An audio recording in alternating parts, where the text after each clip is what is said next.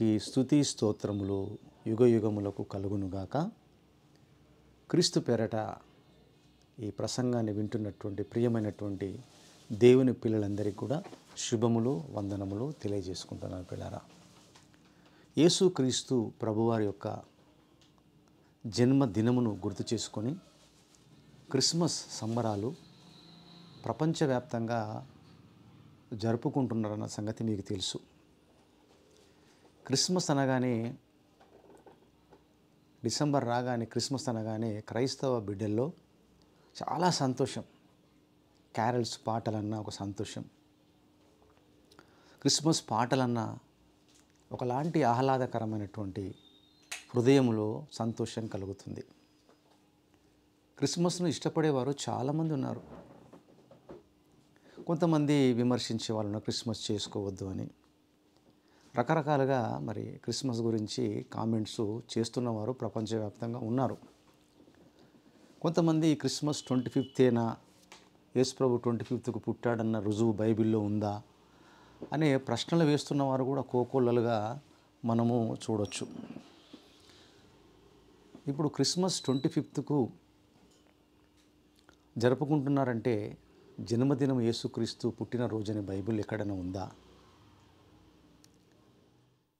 అనేది ఆలోచిస్తే ప్రియులారా, 25th డిసెంబర్ అని చెప్పడానికి బైబిల్లో యేసు పుట్టినప్పుడు డిసెంబర్ అనే నెలనే లేదు, గ్రెగరియన్ క్యాలెండర్ లేదు. ఎట్లా రాస్తారు 25th డిసెంబర్ అని బైబిల్లో చూపెట్టమంటే? అలాగే అపోస్తులు బైబిల్ కంప్లీట్ అయ్యేటప్పటికి రాసేటప్పటికి కూడా గ్రెగరియన్ క్యాలెండర్ లేదు, యూదుల క్యాలెండర్ ఉంది. రుజువులు ఉన్నాయి, చారిత్రక రుజువులు ఉన్నాయి, హిస్టారికల్ ఎవిడెన్స్లు ఉన్నాయి. కనుక క్రీస్తు పుట్టాడు అనటానికి ప్రాముఖ్యమైనది రోమా ప్రభుత్వ కాలంలో కైసరు ఐగుస్తు అనేవాడు కాలంలో ఆయన సిరియా దేశమునకు అధిపతిగా ఉన్నటువంటి టైంలో మొదటి ప్రజాసంఖ్య సెన్సస్ జరిగింది అని ప్రపంచవ్యాప్తంగా. ఆ టైంలో మరి కన్యా మరియమ్మ ప్రభువును తన యొక్క గర్భములో ఉద్భవించినటువంటి ఆ సందర్భంలో యేసుక్రీస్తు ప్రభువారు జన్మించడానికి ఆ సమయంలో ప్రజాసంఖ్య రాసినటువంటి దాఖలాలు చరిత్ర ఆధారం ఉన్నదని మనం స్పష్టంగా చెప్పొచ్చు. దాని అంచనా వేసుకొని చరిత్రకారులు డేటును ఫిక్స్ చేశారు. వీటి యొక్క ప్రతులు ఏవైతే ఉన్నాయో మొదటి ప్రజాసంఖ్య మీకు మ్యూజియంలో కూడా దొరుకుతాయి ప్రియులారా. ఇవి అంత ఆషామాషి అబద్ధమైనది కాదు. క్రీస్తు పుట్టాడు కాబట్టి క్రీస్తు శకము క్రీస్తు పూర్వం అనేది వచ్చింది. క్రీస్తు పుట్టినటువంటి దాఖలాలు యెరూషలేములో, ఇశ్రాయేల్ దేశంలో మనకు ఆయన యొక్క సువార్త పరిచర్య, ఆయన నడియాడినటువంటి ప్రాంతాలన్నీ కూడా చరిత్రకపు ఆధారాలు ఇప్పటికీ సజీవంగా ఉన్నాయి. ప్రియదేవుని సంగమా, యేసు ప్రభువారు పుట్టినప్పుడు జరిగినటువంటి ఒక సంఘటనని ఈరోజు మనము వినబోతున్నాం.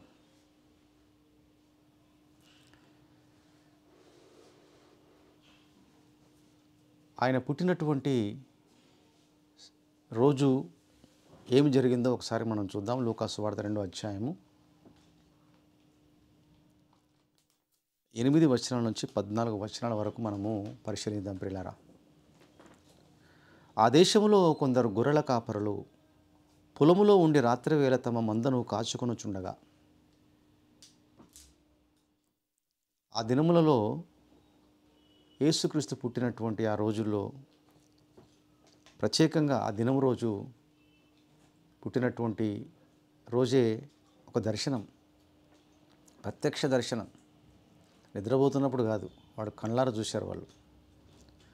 కొందరు గొర్రెల కాపరులు రాత్రివేళ తమ మందను కాచుకుంటున్నారు. మందను కాచుకుంటున్నారు. చాలామంది మంట కాచుకుంటున్నారు. మంట కాదండి, అది మంద. మంద అంటే గొర్రెల మంద. మందను కాచుకుంటున్నారు. చాలామంది మంట అనుకుంటారు, మంటను కాచుకున్నట్టుగా నేటివిటీ డ్రామాలు అవన్నీ చేస్తుంటారు క్రిస్మస్ రోజు. దయచేసి గమనించాలి, ఇది మంట అనేది కాదు, ఫైర్ కాదు, అది మంద, గొర్రెల మంద. ప్రభుదూత వారి యొద్దకు వచ్చి నిలిచెను. ప్రభు మహిమ వారి చుట్టూ ప్రకాశించినందున వారు మిక్కిలి భయపడిరి. ప్రభు దూత, దేవుని దూత గొర్రెల కాపరికే ఎందుకు కనబడ్డాడనేది ఆలోచించాలి. ప్రవక్తలకు, భక్తులకు, గొప్ప గొప్ప మేధావులకు ప్రత్యక్షమై యేసుక్రీస్తును గురించిన జననమును చెబితే బాగుంటుంది, కానీ అలా చెప్పకుండా గొర్రెల కాపరులుగా ఉన్నటువంటి వాళ్ళు, అలాంటి వాళ్ళకి ఎందుకు చెప్పాడు దూత ఈ సందేశాన్ని అన్నది మీరు ఆలోచించాలా ఎప్పుడైనా. వారికి చెప్పాల్సిన అవసరత పరలోకం నుంచి పంపబడిన దేవదూత గొర్రెల కాపరులకు చెప్పడానికి ఎందుకు మరి దేవుడు పంపించాడన్నది ప్రశ్నించుకోవాలి.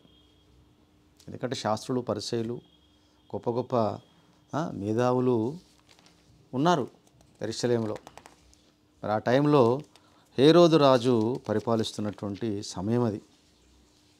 ఆ టైంలో హేరోదు రాజు కూడా యేసుప్రభు పుట్టినప్పుడు ఆయన కలవరపడతాడు. కలవరపడి ఏం చేస్తాడంటే ప్రియులారా, ఆయన ఒకసారి చూద్దాము. 2వ అధ్యాయం మత్తయి సువార్త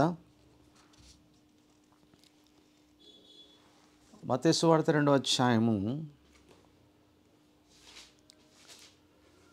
4వ వచనంలో, కాబట్టి రాజు అంటే హేరోదు రాజు ప్రధాన యాజకులను, ప్రజలలో నుండు శాస్త్రులను అందరిని సమకూర్చి క్రీస్తు ఎక్కడ పుట్టునని వారిని అడిగినందుకు వారు యూదయ బెత్లెహేములోనే. ఏలయనగా యూదయ దేశ బెత్లెహేమ, నీవు యూదా ప్రధానులలో ఎంత మాత్రమును అల్పమైన దానవు కావు. ఇశ్రాయేలీలను, నా ప్రజలను పరిపాలించు అధిపతి నీలో నుండి వచ్చునని ప్రవక్త ద్వారా వ్రాయబడినదని అనిరి. చూశారండి, శాస్త్రులు, ప్రధాన యాజకులు, వీళ్ళకి తెలుసు యేసు పుడతాడని, ఎక్కడ పుడతాడని లేఖనాల్లో ఉందని. అలాంటి వారి యొద్దకు కూడా రాలే దేవదూత. గొర్రెల కాపరుల దగ్గరికే వెళ్ళాడు ఎందుకు అనేది ప్రశ్నించాలి మనం. ఆశ్చర్యమైనటువంటి విషయం అండి ఇది. గొర్రెల కాపరులతో దేవదూత మాట్లాడుతున్నాడు. ఏమనంటే, వాడు ఆ యొక్క ప్రకాశమైన వెలుగును చూసి భయపడగానే దూత అంటున్నాడు, భయపడకుడి. ఒక సందేశం, ఇదిగో ప్రజలందరికీ కలగబోవు మహా సంతోషకరమైన సువార్తమానము నేను మీకు తెలియజేయుచున్నాను. యెరూషలేములో ఉన్న వాళ్ళకి కాదు, ప్రపంచవ్యాప్తంగా ఉన్న ప్రజలందరికీ సంతోషకరమైన సువార్తమానం ఇది. మీకు తెలియజేయుచున్నాను, దావీదు పట్టణమందు నేడు రక్షకుడు మీ కొరకు పుట్టి ఉన్నాడు. ఈయన ప్రభువైన అయిన క్రీస్తు. దానికి ఇదే గుర్తు, ఆనవాలు. ఒక శిశువు పొత్తిగుడ్డలతో చుట్టబడి ఒక తొట్టిలో పండుకొని ఉండటం మీరు చూచెదరని వారితో చెప్పాను. పొత్తిగుడ్డలతో చుట్టబడి పశువుల తొట్టిలో పడుకోబెట్టినటువంటి ఒక శిశువుని మీరు చూస్తారు. ఆయనే రక్షకుడు, లోక రక్షకుడు అని మీరు గుర్తుపెట్టుకోవాలని ఒక గుర్తు, ఆనవాళ్ళను దేవదూత చెప్పాడు. చెప్పినప్పుడు వాళ్ళు చాలా ఆశ్చర్యపోయారు. అప్పుడు ఇంకేం జరిగిందట, వెంటనే పరలోక సైన్య సమ దూతతో కూడా నుండి సర్వోన్నతమైన స్థలములలో దేవునికి మహిమయు ఆయనకిష్టులైన మనుషులకు భూమి మీద సమాధానమును కలుగునుగాక అని దేవునికి స్తోత్రము చేయుచుండెను. ఆహా, ఎంత ధన్యకరమైనటువంటి విషయం అండి. గొర్రెల కాపరులకు పరలోక సైన్యముతో ఉన్నటువంటి దూత కనబడి అక్కడ దేవునికి స్తోత్రము చేయగా, దేవదూతలు చూస్తున్నటువంటి ఆ గొప్ప అద్భుతమైనటువంటి కార్యాన్ని గొర్రెల కాపరులు చూడటము, ఆ సువార్తమానము గొర్రెల కాపరులు వినటం అనేది ఎంత అద్భుతమో, వాళ్ళు ఎంత ధన్యులో ఒకసారి ఆలోచించాలి ప్రియులారా. యెరూషలేము అంతటిలో, ఇశ్రాయేలు దేశం అంతటిలో గనుక ఆలోచిస్తే గొర్రెల కాపర్ల కంటే గొప్పవాళ్ళు దేవునికి కనబడలేదా? ప్రశ్న. ఇశ్రాయేల్ దేశంలో ఎందరో మేధావులు, జ్ఞానులు, పరిసయ్యులు, శాస్త్రులు, ధర్మశాస్త్ర పండితులు ఉండగా దేవుని దూత, అది కూడా పొలములో అంట, వాళ్ళు పొలములో మంద కాసుకుంటున్నారు. వాళ్ళు ఏ తోడేలు తినకుండా, సింహం పులులు తినకుండా వాటిని కాసుకుంటున్నారు.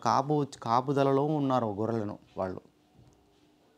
ఆ టైంలో పొలములోకి ఎంటర్ అయ్యి దేవుని దూత, అంటే సరాసరి రాజమందిరంలోకో వెళ్ళకుండా, రాజులకు చెప్పకుండా ఆ గొర్రెల కాపర్లకు చెప్పాడంటే మనం ఆలోచించాలి ఇప్పుడు దేవుని సంగమా. చూద్దాం ఏం జరిగిందో చూద్దాం. సంతోషకరమైన సువార్తమానం చెప్పాడు. ప్రజలందరికీ కలగబో సంతోషం. అందుకే ఈరోజు మనము క్రిస్మస్ రోజు చూస్తే ప్రపంచవ్యాప్తంగా సంతోషం వెళ్ళి విరుస్తూ ఉంది. నేను ఈ మధ్యలో చూశాను, అంటే ఈ మీడియాలో చూస్తుంటాం కదండి మనము, యూట్యూబ్స్లో కానీ మనము చూస్తూ ఉంటుంటే, న్యూస్లో కానీ చూస్తూ ఉంటుంటే,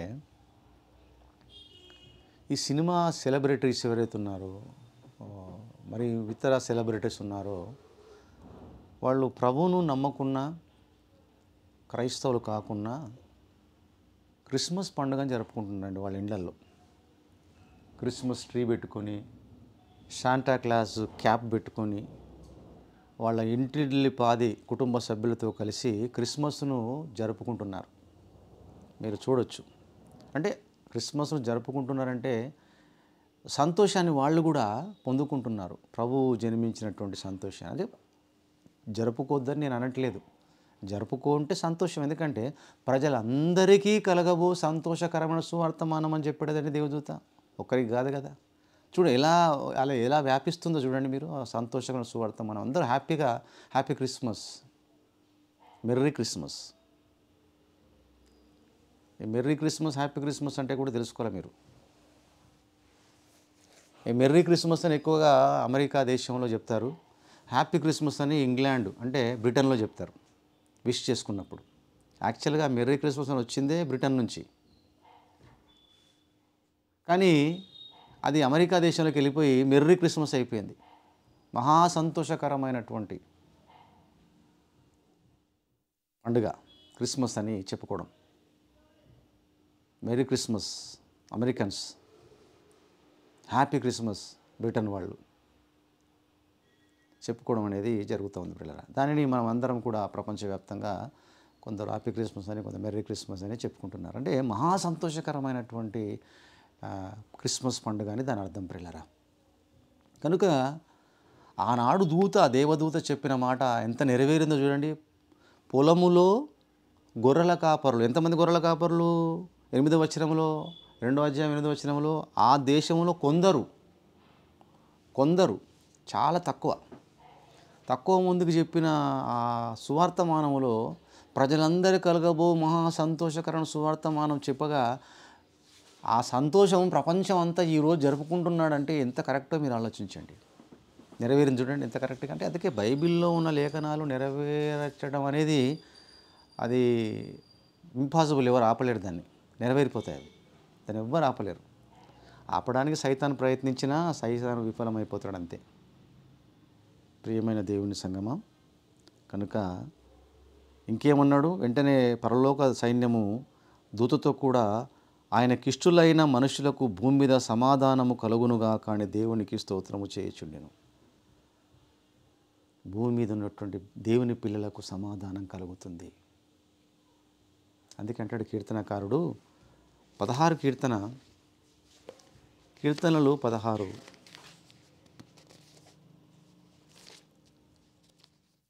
11లో, జీవమార్గమును నీవు నాకు తెలియజేసేదవు, నీ సన్నిధిని సంపూర్ణ సంతోషము కలదు, నీ కుడి చేతిలో నిత్యము సుఖములు కలవు. ఎంత మంచి మాట చూడండి. సంపూర్ణ సంతోషము దేవుని సన్నిధిలో మనం పొందుకుంటున్నాం ప్రియులారా. దేవుడు దయగలవాడు, కృపగలవాడు, ప్రేమగలవాడు, వాత్సల్యత చూపువాడు. ఆయన మనల్ని ప్రేమించేవాడు గనక ఆయన ప్రియకుమారుని యేసుక్రీస్తు ప్రభువారిని మనం అడగకున్నా ఈ లోకానికి పంపించాడు మన నిమిత్తము, సర్వలోక నిమిత్తం ప్రియులారా. అప్పుడు ఏం జరిగిందో చూద్దాం. దూతలకే ఎందుకు దేవుని దూత కనబడి చెప్పాడో గొర్రెల కాపర్లకు, దేవుని దూత గొర్రెల కాపర్లకు ఎందుకు చెప్పాడో చూద్దాం. 15వ వచనంలో, లూకా సువార్త 2:15 వచనంలో, ఆ దూతలు తమ యుద్ధ నుండి పరలోకమునకు వెళ్ళిన తర్వాత, అంటే దూతలు వెళ్ళిపోయారు పరలోకానికి, మిగిలింది కింద గొర్రెల కాపర్లు. ఆ గొర్రెల కాపర్లో జరిగిన ఈ కార్యమును ప్రభు మనకు తెలియజేసి ఉన్నాడు. మనము బెత్లెహేమునకు వెళ్ళి చూతము రండని ఒకడితో ఒకడు చెప్పుకునిరి. ఒకరితో ఏం చెప్పుకున్నారు? యేసుప్రభు గురించి మనం బెత్లెహేముకు వెళ్దాము, వెళ్ళి మనము ఆ శిశువును చూద్దాము అని వాళ్ళు ఎంతగానో తొందరపడ్డారు. వాళ్ళు చాలా తొందరపడ్డారు కదా. తొందరపడి ఏం చేశారమ్మా? త్వరగా వెళ్ళి అని చూడండి పదం ఉందా? త్వరగా వెళ్ళి అని పదం వాడాడు. త్వరగా ఎక్కడికి వెళ్ళారు? యేసుని చూడడానికి త్వరగా వెళ్ళారు. మరి క్రిస్మస్ రోజు చర్చికి ఎందరు త్వరగా వెళ్తారు చెప్పండి నాకు? చాలా చర్చెస్లో ఇంట్లో రెడీ కావాలి కదండి. పొద్దుట్లా 5 గంటలు వేస్తారు, 6 గంటలు వేస్తారు. స్త్రీలు అయితే మరి ఎంత ముస్తాబు అవుతారు, ఎంత టైం పడుతుందండి తయారుగానికి ఆలోచించండి. చాలా చర్చెస్లో అదే బాధపడతారు పాస్టర్లు. క్రిస్మస్కి అయినా పండగ క్రైస్తవులు ఉంటారు కొంతమంది, వాళ్ళు పండగకి వస్తారు, మిగతా టైంలో చర్చికి వెళ్ళారట. వాళ్ళు ఆరాధన చేసుకోవడానికి వెళ్ళారు సంఘానికి. వాళ్ళు ముస్తాబై టైం చాలా అయిపోయి ప్రసంగం అయిపోతున్న ఎండింగ్లో ఆమెన టైంలో వెళ్ళినటువంటి దాఖలాలు ఉంటాయి. చూస్తప్పుడు నేను ఒక చర్చిలో చూశాను, పరిగెడతా ఉన్నాడు చర్చిలోకి. అంటే ఆరాధన అయిపోతుంది, క్రిస్మస్ ఆరాధన. వీళ్ళు రెడీ అయిపోయి వెళ్ళేటప్పటికి ఆరాధన అయిపోయి పాస్టర్ గారు ప్రార్థన చేస్తున్నారు, చివరి ప్రార్థన. చాలా చర్చెస్లో క్రిస్మస్ మెసేజ్లు చాలా షార్ట్ మెసేజ్లు ఉంటాయి పండుగ రోజు. వీళ్ళు పరిగెట్టిపోతూ ఉంటారు, లాస్ట్లో నిలబడిపోతారు. ఆశీర్వాదం ఇచ్చేటప్పుడు అన్న సరే కనీసం ఆశీర్వాదాన్ని పొందుకొని వెళ్ళిపోతాం, మెసేజ్ వద్ద అవసరం, మన మెసేజ్ అవసరం లేదు మనకు. మనం ఆరాధనలకు వెళ్ళి లాస్ట్కు మెసేజ్ వినకున్నా పర్వాలేదు, దైవ సందేశం లేకున్నా పర్లేదు, కానీ మనము బెనడిక్షన్ దైవ ఆశీస్సులు పొందుకుందాం, ఆశీర్వాదం పొందుకుందాం అనే వాళ్ళు కూడా ఉంటారు. గొర్రెల కాపర్లు త్వరగా వెళ్ళి, సర్లే మెల్లగా వెళ్దాం అనుకోలేదండి. వాళ్ళలో ఉన్నటువంటి ఆతృతను దేవుడు గమనించాడు ప్రియులారా. ప్రభు సన్నిధికి వెళ్ళడానికి ఆతృత, దేవదూతలు చెప్పినటువంటి మాటలను వాళ్ళు చక్కగా విని రిసీవ్ చేసుకొని త్వరగా వెళ్ళి మరియను, యోసేపును, తొట్టిలో పండుకొని ఉన్న శిశువును చూసిరి. అమ్మయ్య, పని అయిపోయింది. వెళ్ళమని చూసి చెప్పాడా దేవదూత? పోయి చూడండి అన్నాడా? చూశారు అంతే, ఫినిష్డ్. అక్కడికి పని అయిపోయింది అనుకోలేదు వాళ్ళు. ఒక బాధ్యతను కలిగి ఉన్నారు, త్వరగా వెళ్ళాలన్న తీవ్రతను కలిగి ఉన్నారు, ఆతృతను కలిగి ఉన్నారు. ఆ తర్వాత ఒక బాధ్యతను కలిగి ఉన్నారు గొర్రెల కాపర్లు పిల్లరా. అలాంటి వాళ్ళు గనుక దేవుడు పరిశీలించాడు. అందుకే అంటాడు, యెహోవా కనుదృష్టి లోకమందంతట సంచారము చేయుచున్నది, తన యందు భయభక్తులు గల వారిని బలపరచడానికి అని అంటాడు. పిల్లరా, ఆ యెరూషలేములో, ఇశ్రాయేలు దేశములో దేవుడు కనుదృష్టి వేసినప్పుడు ఆయన కనబడ్డది గొర్రెల కాపర్లు, మందను కాచుకుంటున్న గొర్రెల కాపర్లు. పని జరగాలి, క్రిస్మస్ సందేశం వెళ్ళాలి బయటికి,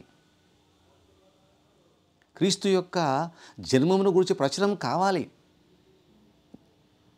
ఎవరితో చేయించుకోవాలి? గొర్రెల కాపర్లతో చేయించుకున్నాడు చూడండి దేవుడు. వారు చూచి ఆ శిశువును గూర్చి తమతో చెప్పబడిన మాటలు ప్రచురము చేసిరి. ఏం చేశారట వాళ్ళు? ప్రచురం చేశారు. గొర్రెల కాపర్లు ప్రచురము చేశారు. అంటే అనేక మందికి వ్యాపింపజేశారు ఆ వాక్యాన్ని. ఎలా జరిగింది, ఏం జరిగింది, దేవుని దూత ఏం చెప్పాడో అవన్నీ కూడా చక్కగా గుండెలకు, హృదయానికి అత్తుకునే విధంగా చెప్పారండి వాళ్ళు. చెప్పినప్పుడు ఏం జరిగిందట? గొర్రెల కాపర్లు తమతో చెప్పిన సంగతులను గురించి విన్న వారందరూ మిక్కిలి ఆశ్చర్యపడిరి. అంటే ఆశ్చర్యపడేటట్టుగా చెప్పారు గొర్రెల కాపరులు. కానీ ప్రొఫెసర్సు చాలా చాలా స్కాలర్స్ చెప్తుంటే మనం ఆశ్చర్యపోతుంటాం వాళ్ళ జ్ఞానానికి, చదువుకున్న జ్ఞానానికి. వీళ్ళు మరి చదువుకున్నారా లేదా అన్నది మనకు రాయబడలేదు. వాళ్ళు చెప్పిన మాటలు విని మిక్కిలి ఆశ్చర్యపడిరి. అంటే విన్న వాటిని, చూసిన వాటిని వాళ్ళు ఏదైతే చెప్పడం విధానము హృదయానికి హత్తుకునే విధంగా ఆశ్చర్యచకితులైపోయి, ఆహా అవునా అని ఆశ్చర్యపోయి ఆలోచించే విధంగా చెప్పారంటే దేవునికి స్తోత్రం. ఎంత గొప్ప ఆధిక్యత కలిగింది గొర్రెల కాపర్లకు పిల్లలు. కనుక దేవుడు వాళ్ళు పనిచేసేవాళ్ళు, దేవుని యొక్క మాటలు ప్రచురము చేసేవాళ్ళు, వాళ్ళ లోపల తీవ్రత ఉంది, ఆ బాధ్యతను వాళ్ళు పొందుకుంటారు కనుక, అలాంటి మనసున్న వాళ్ళు కనుక దేవుడు వాళ్ళను దర్శించాడు పిల్లరా. అలాంటి వారిని దేవుడు దర్శిస్తాడు. వివేకం కలిగి దేవుని వెతుకువారు కలరేమని యెహోవా ఆకాశం నుండి నరులను పరిశీలించిన వాక్యం సెలవిస్తుంది పిల్లారా. దేవుడి గురించి ఆలోచించేవారు లోకంలో బహు తక్కువ పిల్లారా. తమ గురించి ఆలోచించేవాళ్ళు లోకంలో ఎక్కువైపోయారు. అప్పుడు ఏం జరిగింది చూద్దాం ఒక మాట కింద 18 వచనంలో, గొర్రెల కాపరులు తమతో చెప్పిన సంగతులను గూర్చి విన్నవారందరూ మిక్కిలి ఆశ్చర్యపడిరి. అయితే మరియా ఆ మాటలన్నీ తన హృదయములో తలపోచుకొనుచు భద్రము చేసుకొనను. ఆలోచిస్తూ భద్రం చేసుకుంది హృదయంలో. అంటే హార్ట్ టచింగ్గా ఉంది వాళ్ళ మాటలు. గొర్రెల కాపర్ల మాటలు ఎంత బలంగా పనిచేశాయి. మరియమ్మకు కూడా బోధ కలిగింది, మరియమ్మకు కూడా సువార్తమానం అందింది, మరియమ్మకు కూడా హృదయములో తలపోసుకుంటూ హృదయంలో భద్రం చేసుకుని అంతగా ప్రభావితం కాబడింది మరియమ్మ. చూడండి గొర్రెల కాపర్లు ఎంత గొప్పవాళ్ళు. ఆలోచించిన పిల్లలు సామాన్యులు గారు వాళ్ళు. కన్య మరియమ్మ గర్భాన ఉద్భవించినటువంటి యేసుక్రీస్తు పుట్టిన ఆ రోజులో గొర్రెల కాపర్లు చెప్పారు. శాస్త్రులు, పరిసయ్యులు, ధర్మశాస్త్రోపదేశకులు, పండితులుగా చెప్పింది. గొర్రెల కాపలు చెప్పిన మాటకు మరియమ్మ తలపోసుకుంటూ ఆలోచిస్తూ హృదయంలో ఒక్కొక్క మాట భద్రం చేసుకుందంటే వాళ్ళు ఎంత అద్భుతంగా ప్రచురం చేశారో ప్రభు యొక్క జన్మను గురించి ఆలోచించండి ప్రియులారా. కనుక అలాంటి వారు గనుక వాళ్ళని దేవుడు దర్శించాడు. మనల్ని కూడా దేవుడు దర్శించడానికి మనకు కూడా అవకాశం ఇచ్చాడు ప్రియులారా. పేతురు రాసిన పత్రిక, మొదటి పత్రిక 2వ అధ్యాయము, పేతురు రాసిన మొదటి పత్రిక 2వ అధ్యాయంలో చూడండి ఒక మాట ఉంటుంది, 9-10 వచనములు. అయితే మీరు చీకటిలో నుండి ఆశ్చర్యకరమైన తన వెలుగులోనికి మిమ్మును పిలిచిన వాని గుణాతిశయములను ప్రచురము చేయు నిమిత్తము. మనం అంటే ఎవరైనా ఇజ్రాయేల్ అనుకుంటున్నారా? మీరు చూడండి, ఇప్పుడు మనం కూడా ప్రచురము చేయ నిమిత్తము ఏర్పరచబడిన వంశమును, రాజులైన యాజక సమూహమును, పరిశుద్ధ దినమును, దేవుని సొత్తైన ప్రజలై ఉన్నారు.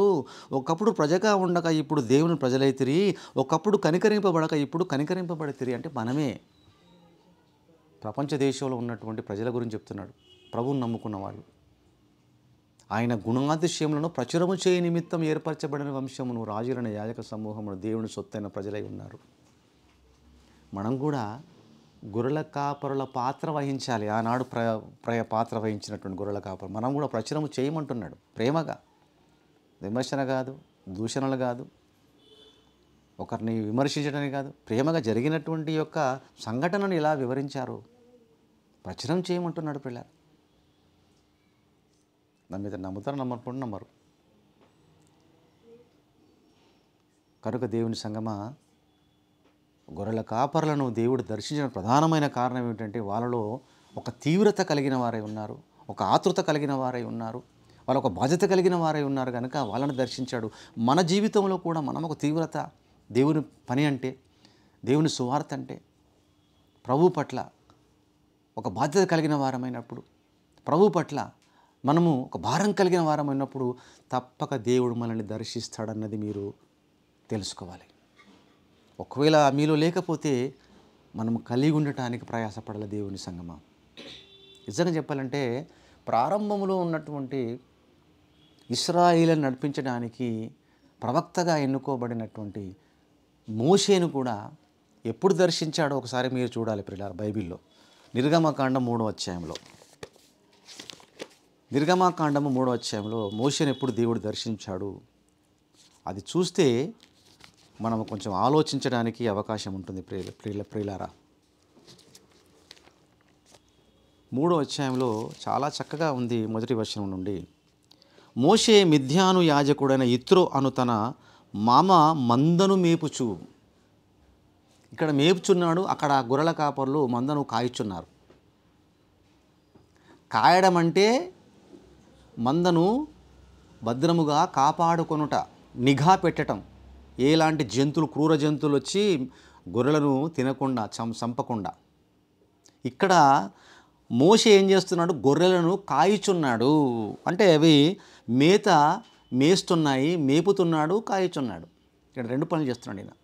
మేత వదిలేశాడు, కర్ర పట్టుకున్నాడు, చూస్తున్నాడు. ఆ గొర్రెలు మేస్తున్నాయి.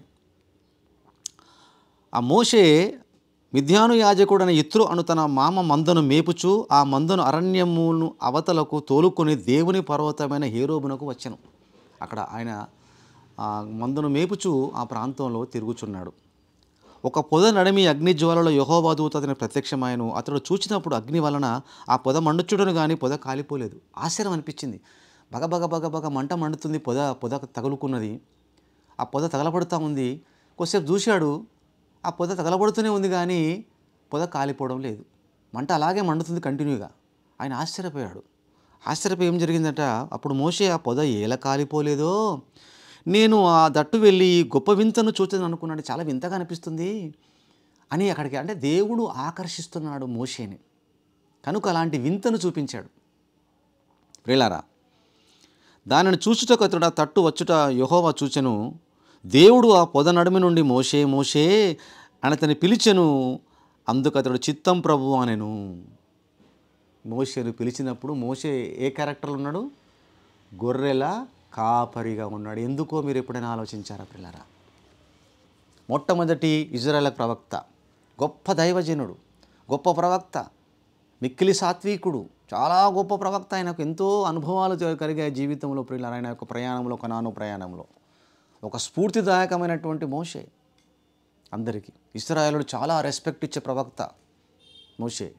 మోషేను దేవుడు పిలిచినప్పుడు మోషే గొర్రెల కాపరిగా ఎందుకు ఉన్నప్పుడు పిలిచాడన్నది మీరు ఎప్పుడైనా ఆలోచించారా?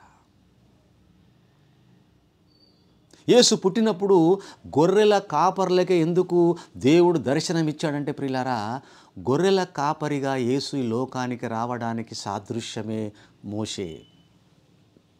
ఆ గొర్రెలే ప్రపంచంలో ఉన్న అనేక మంది దేవుని పిల్లలు ప్రియులారా. నిజమండి. త్వరగా మోసపోయే వాళ్ళు మనుషులే, మనమేనండి, ప్రజలమండి, పిల్లలం. గొర్రెలు కూడా త్వరగా మోసపోతాయి. గొర్రెలు ఎప్పుడు కూడా తల వంచుకొని పోతుంటాయి. మీరు గమనించండి ఎప్పుడైనా మంద. ఒక గొర్రె ఏదైనా గుంతలు పడిందనుకో, వెనుకున్న గొర్రెలన్నీ గుంతలు పడతాయండి. చాలా అమాయకమైనటువంటి గొర్రెలండి. గొర్రె గురించి మీరు చూసి ఆశ్చర్యపోతారు. గొర్రెకు చాలా తెలివి ఉంటుంది. మీకు తెలియదు, చాలా దాని గురించి మీరు రీసెర్చ్ చేస్తే చాలా విషయాలు తెలుస్తాయి గొర్రెల గురించి. ఎందుకంటే చెప్పడానికి టైం లేదు కాబట్టి. గొర్రె మనిషిని గమనిస్తుంది. గొర్రె మనిషిని గమనించినప్పుడు ఆ మనిషికి ఉన్నటువంటి ప్రాబ్లమ్స్ అన్నీ కూడా గొర్రెకు అర్థమవుతాయటండి. అంత సైకాలజీ గొర్రె, మనిషి యొక్క సైకాలజీ గొర్రెకు తెలుసంట. నేను ఒకసారి ఒక న్యూస్ పేపర్లో ఆర్టికల్ చూశాను, గొర్రె గారు గమనించుచున్నారని. అది ఉంది, పేపర్ కటింగ్ ఉంది ఇప్పటికి కూడా. అది నేను అనుకుంటాను ఈనాడు పేపర్లో దీంట్లో పడింది, చూశాను, నేను చదివాను చాలా సంవత్సరాల క్రితము. గొర్రె గారు గమనించుచున్నారని. మనల్ని గమనిస్తుంది గొర్రె. గొర్రె అంటే దాన్ని తక్కువ అంచనా అయితే మీరు. తెలివి ఉంటుంది, అన్నీ ఉంటాయి, కానీ త్వరగా మోసపోయేది గొర్రె. కనుక నేను గొర్రెలకు మంచి కాపర్నిగా ప్రభు ఈ లోకానికి రాబోతున్నందుకు గొర్రెలుగా ఉన్న ఇశ్రాయేలీలను నడిపించడానికి మోషేను ఒక కాపరిగా నిలబెట్టుకోవడానికి, గొర్రెల కాపరిగా ఉన్న మోషేను దేవుడు దర్శించి ఒక గొప్ప ప్రవక్తగా, కనాను దేశాన్ని నడిపించే ఒక గొప్ప నాయకునిగా, యాజకునిగా ప్రియులారా దేవుడు ఏర్పాటు చేసుకున్నాడు. సాదృశ్యము యేసు క్రీస్తు గొర్రెల కాపరిగా రావటానికి. యేసుప్రభు వారు పుట్టినప్పుడు గొర్రెల కాపరులుగా ఉన్నటువంటి వాళ్ళు ఈనాడు ప్రపంచవ్యాప్తంగా అనేక సంఘాలలో దేవుని సేవ చేస్తున్న కాపర్లకు సాదృశ్యమే గొర్రెల కాపర్లు.